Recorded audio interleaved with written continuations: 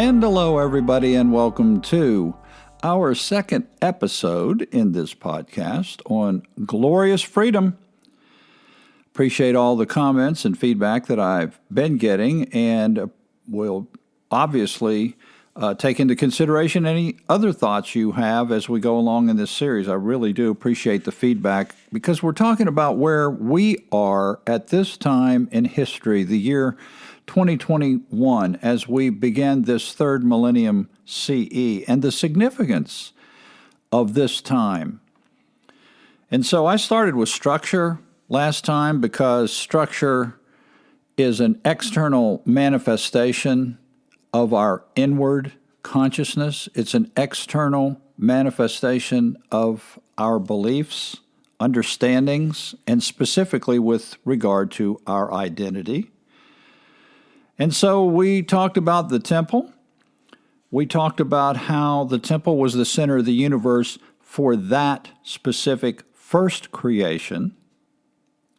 But it was described as a building made with hands.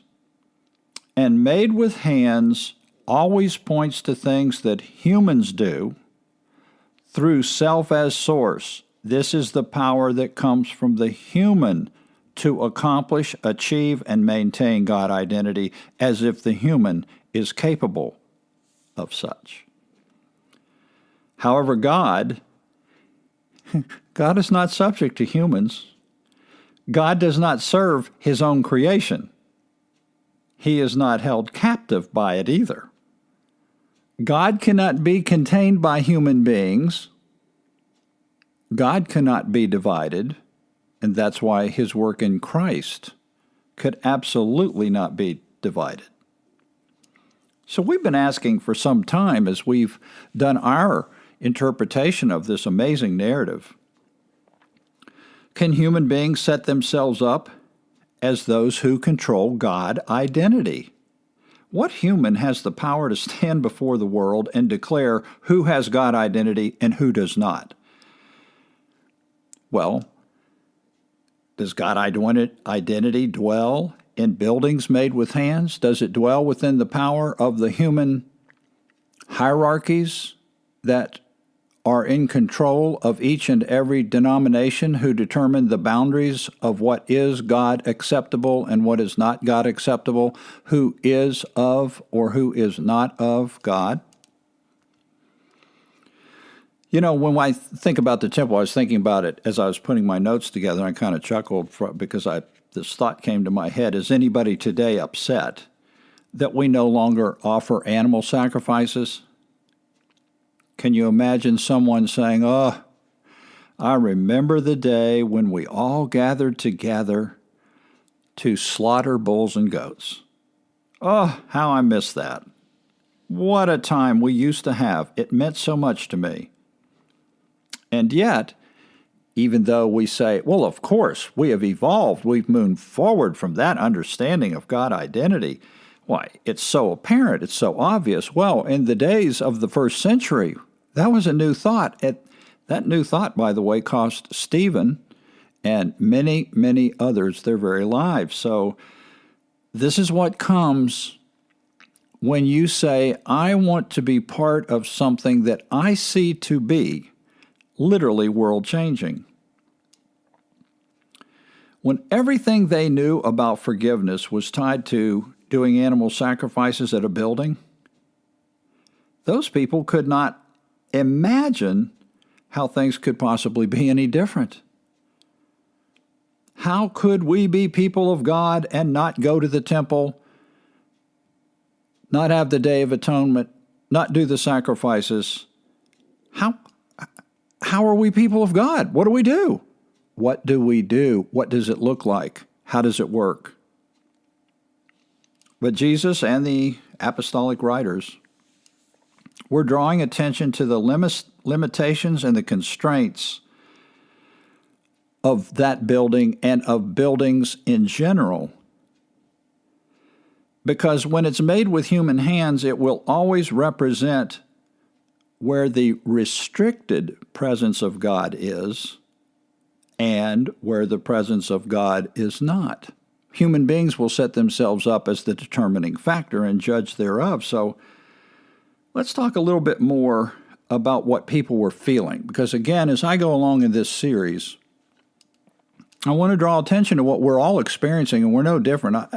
As I've gone through my journey, literally all my life, in my early years, I guess I became aware of going this direction in studying with my dad all the way back to when I was 17. So I've gone through, goodness, I don't know how many iterations of understanding and all the feelings that come with it and the questions that come in your mind and what you're experiencing.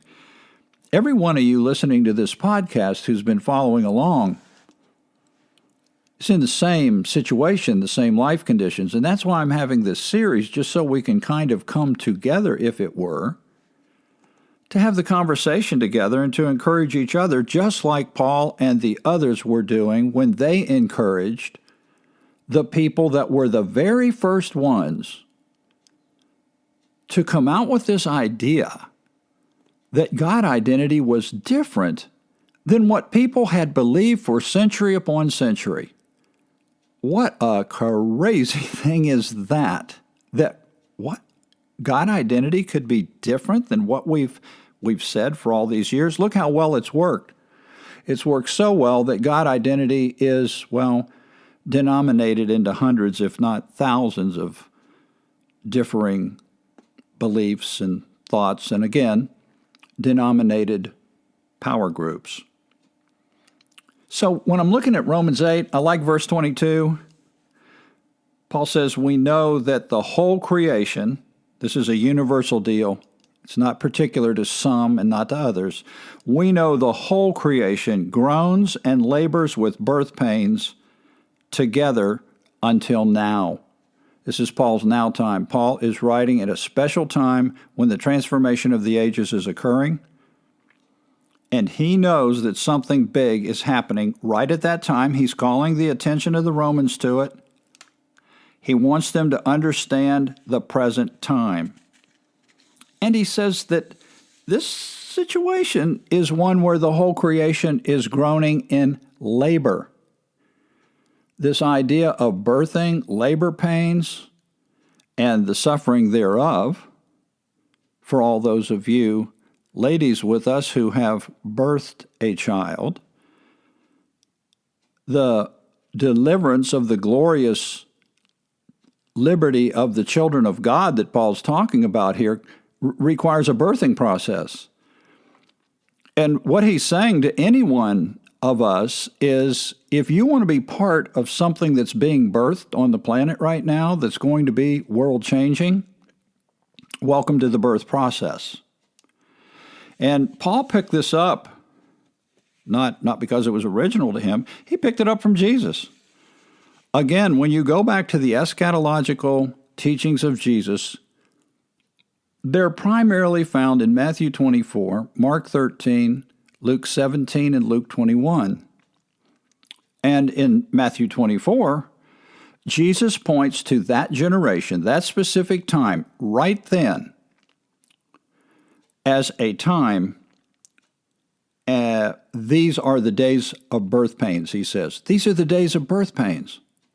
Jesus is realizing that if you're going to have a whole new God identity, you're going to have to be born again, because the identity that you have now is attached to something that is all about buildings and genealogy and priesthoods and sacrifices and things you do, so that you can then claim to have God identity. But you're going to have to be born again, and that birthing process, Jesus says, comes along with the birth pains. Birthing is a transform experience. That's why we talk so much about the movement from form to formlessness, is one that requires a period of and the experience of transformation. These people, the body, not just Jesus, but the body was going through this experience. Jesus, as the individual in Christology, was said to be the firstborn one from the dead. That was his role and function. That's what Jesus came to do as a servant of the God message. Jesus was the firstborn one, singular. He's the individual, the foundation, the cornerstone. It has to start somewhere. It's all about Jesus. It started there. But Jesus was all about God and God identity. So Jesus represents the beginning of the transformation, birth, pain process. And again, what does the teaching of Paul say? Well, Jesus endured the pain of the cross for the joy set before him. Yes, you want to have a child. Yes, there's tremendous excitement. But when you get to the 8th month of that pregnancy, and then you're going through the literal birthing of the child itself, you may have days or times when you're saying things you've never said before. And you may not be feeling too good, and you just want the process to be over. So Jesus went through that transformative process, but the body did as well. And that's why the body is called firstborn ones, plural. Birthing was a first century only process. Being born again, as much as this may shock those that made Christology a religion that goes on and on and on, and that requires that you be born again into it, it was a first century only birthing that was bringing about, via the power of God, a new creation. When I was born, way back in the last century, I was born into the new creation. I was born into the new heaven and earth. I was born a child of freedom. You are a child of freedom. Everyone on this planet is a child of freedom. The only question is, to what degree are each of us conscious or unconscious of that God identity innate within? These firstborn ones, Paul will call new creatures. Well, new creatures are that which make a new creation. So it was a birthing process, and that birth brings about pain. So if you have felt pain, and we're going to talk about all the different ways we feel pain as I go along in this series. I'm going to be more specific about what those pains can consist of and how they've affected each one of us. Because if you are of this mindset, you're in the belief that all things are being made new, not modified, not reformed. All things are being made new. And the previous creation that Paul grew up in as a man of Israel, tribe of Benjamin, studying at the feet of Gamaliel, that previous creation could not bear children of glorious freedom. The previous creation, Paul represents in Galatians 4 as the symbol of Hagar, who gives birth to bondage. Bondage will always be associated with after the flesh, which is to say, self as source, made with hands. Another way Paul said that was to the Philippians when he said, not having a righteousness of my own, myself, my doing. That is failure. That's bondage. You'll end up in bondage. And that bondage will drive you to continue to change churches, denominations, split. You won't even be able to hold a house church together. Eventually, human self as source will not stand. And, Paul said something really cool about birthing. We're going to talk a little bit about birthing, again, as a process before I move into specifics of some of these feelings that we're all sharing. But when he was distinguishing the fact that Hagar was bearing children symbolized by bondage. He was talking, of course, about the birth of Ishmael. And this idea of self as source, well, again, we've been through this in many podcasts, and those of you who follow Presence know the story like the back of your hand. But for those of you who are new, Ishmael was born through self as source, meaning Abraham, by his own power, simply took Hagar, his handmaiden, and produced Ishmael. There was nothing other than human self as source involved in that. Now, Sarah, on the other hand, she was unable to have children and had already reached the age of 99, far past any time that children could even be a consideration. She had gone years and years and years. You get to a point where when you don't see anything happening, you become hopeless because you're saying, well, I don't see how this could happen or that could happen. What you're really saying is, I don't know how we can do it as humans. I don't know how I can do it as a human. I don't know how this will ever change. I don't know how things will ever change. I don't know how this message of universal God identity is ever going to get anywhere because it just seems like we're not getting anywhere. But when Paul's talking about Sarah, he quotes from Isaiah chapter 54, and this is an interesting quote. Isaiah said, "Rejoice, barren woman, you who never bore a child. Shout for joy, cry aloud, you who were never in labor. Because more are the children of the desolate woman than of her who has a husband." Paul is saying this symbol, metaphor of birth is a big deal. Goes all the way back to Isaiah. Big deal. And Isaiah gave this prophecy about a woman who was barren. And of course, Paul's making application to Sarah. This is what's so amazing to me about the biblical narrative, how all these writers are part of a unified, beautiful trajectory story narrative without collaboration, corroboration, writing many times centuries apart. And yet Paul sees in what Isaiah is prophesying the very situation that happened. And that is that the barren woman who never bore a child is represented all the way back to Sarah. Sarah had Isaac. How was Isaac born? Isaac was born through spirit as source. Isaac was born by the power of God from the deadness of Sarah's womb.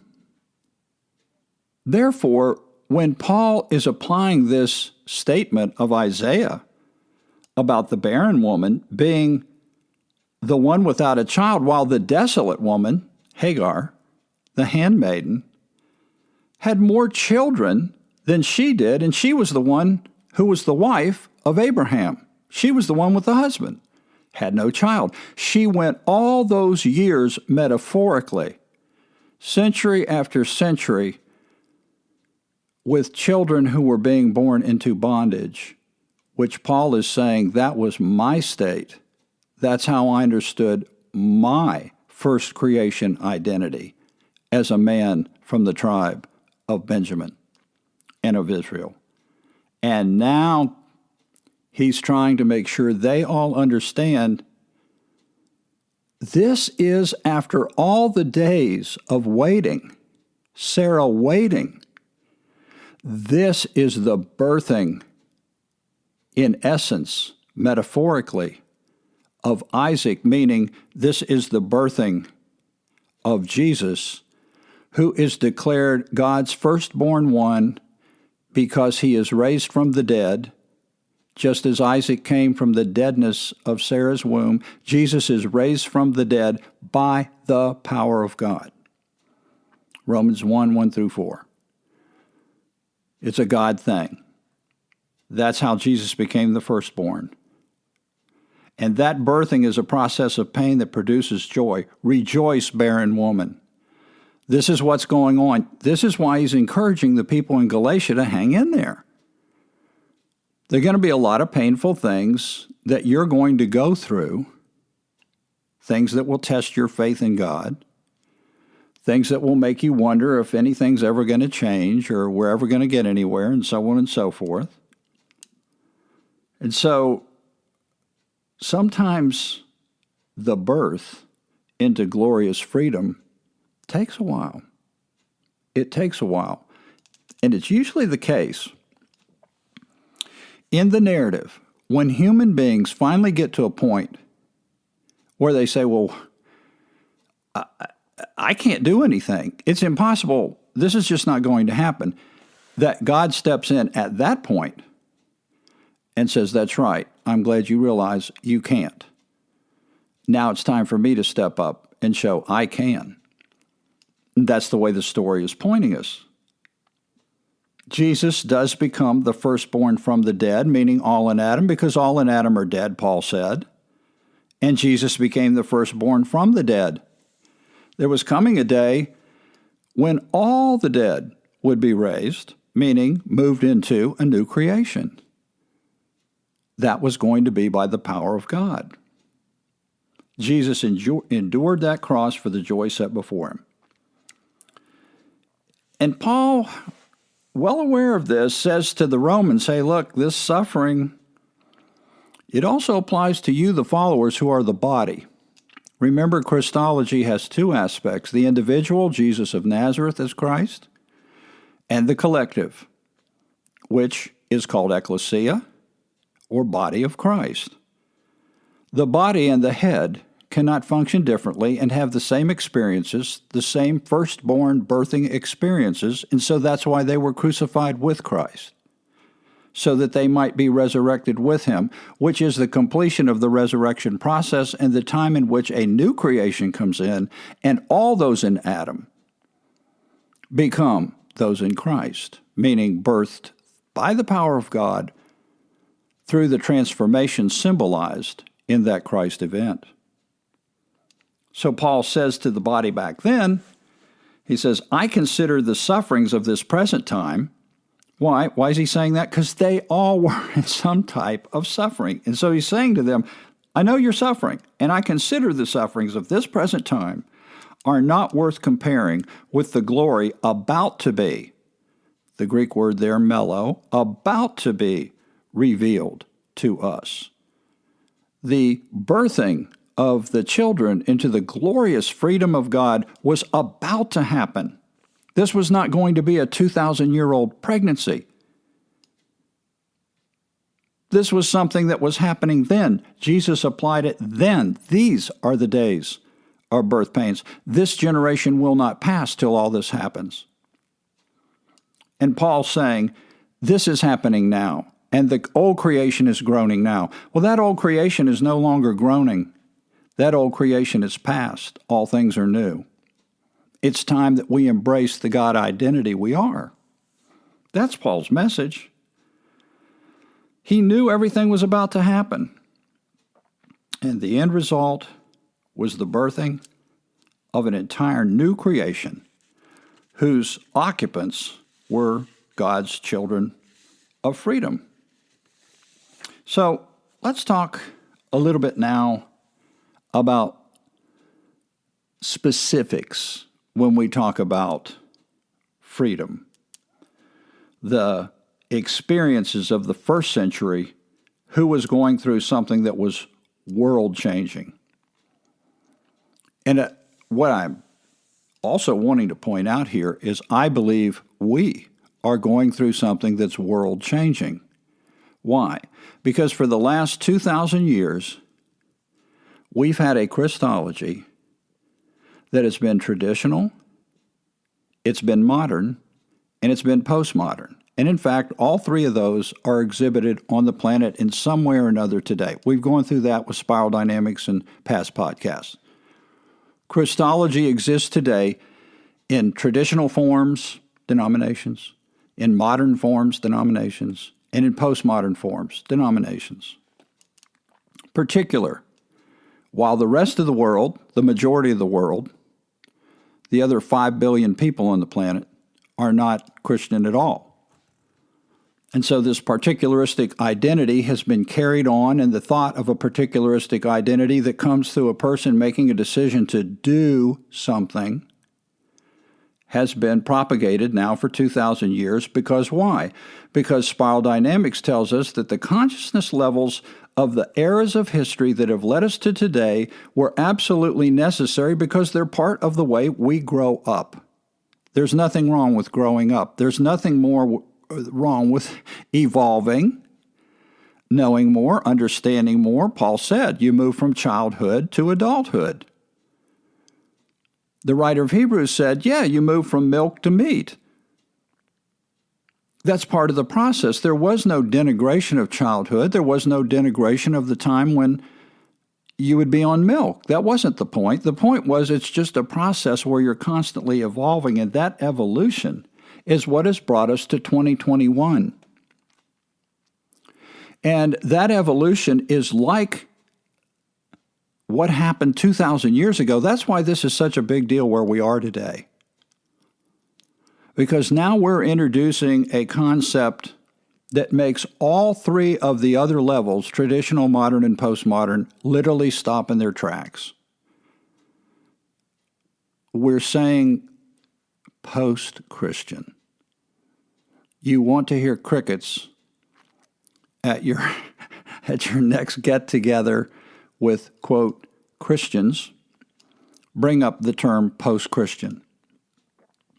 And Cody and I have talked about post-Christian in previous podcasts as well. This is world-changing, what we're saying. This is, in my mind, therefore, one of the biggest evolutionary leaps since the first century itself. This even goes beyond Luther, who, in modernity, was bringing about reform. And there has been Reformation and different reformed this and reformed that for the last 500 years. Okay.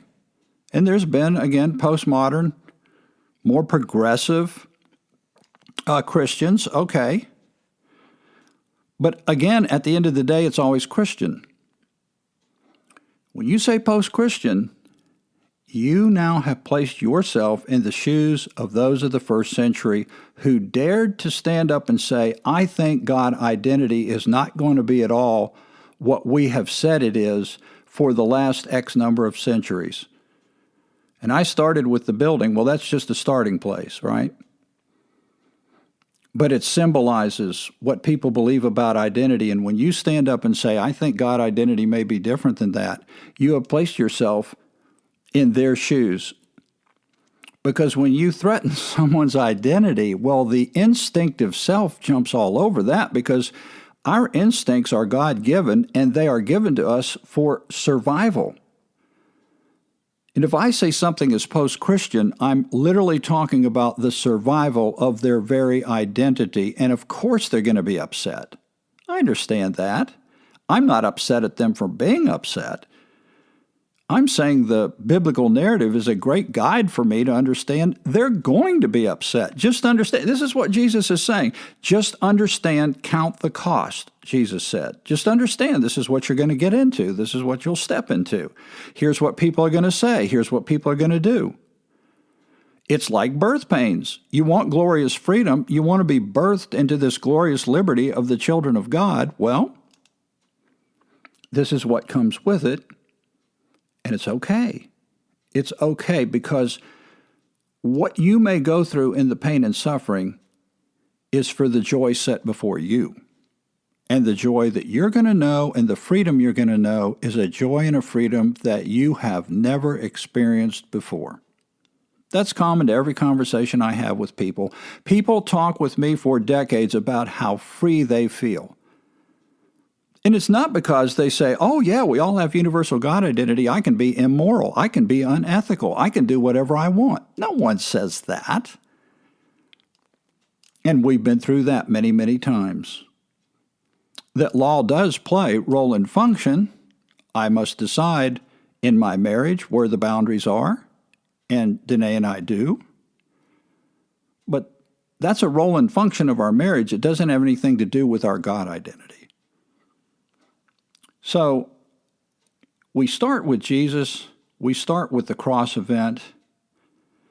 And I guess time-wise, so I don't go past my magic 30 minutes, I don't like to take any more of your time than I have to in snippets here, but I guess next time what I'm going to do is I'm going to start with what happened with Jesus himself when confronted by the Roman armies and when he knew he was taken away and the end result was going to be the cross.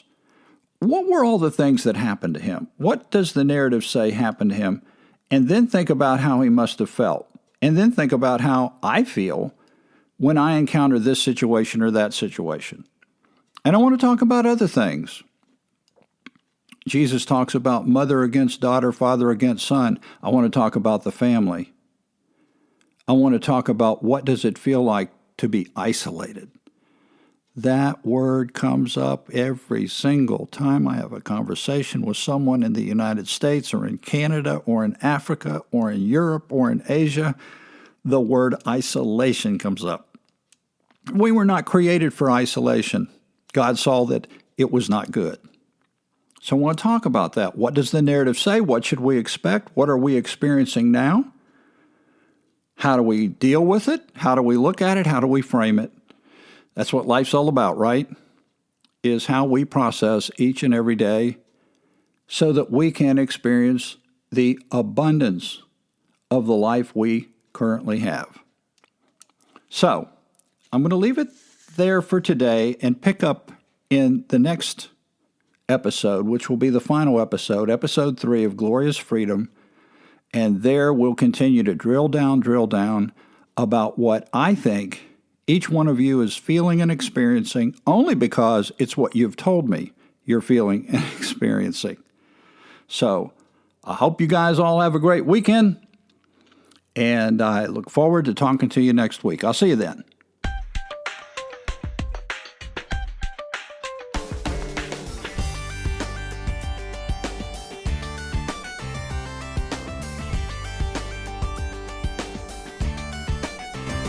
Thank you for joining us today. If you have any questions or comments, please contact us at info@presence.tv. You can also visit our website at presence.tv or find us on Facebook. We look forward to hearing from you.